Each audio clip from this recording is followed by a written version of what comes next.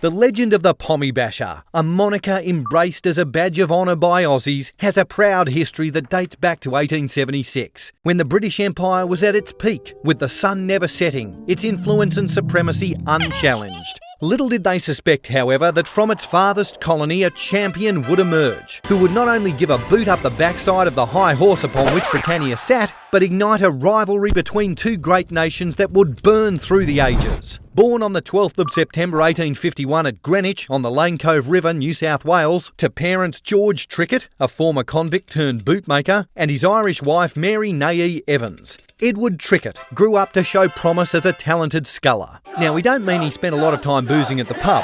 He did his sculling on the river.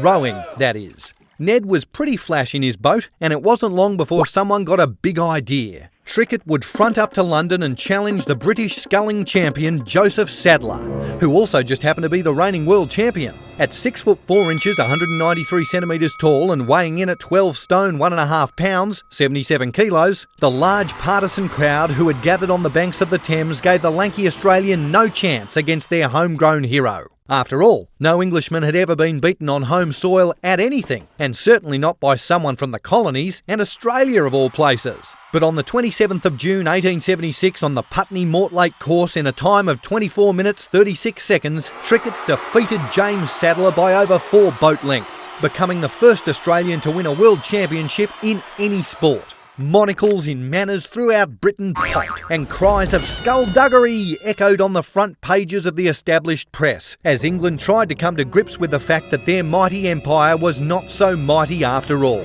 As for Trickett, he returned home to Sydney and set up a pub, and you don't get more Aussie than that. Upon his arrival, he was greeted by over 25,000 people who, even after 3 months of the race taking place, were still jubilant at the fact that an Australian had for the first time beaten the Poms at anything.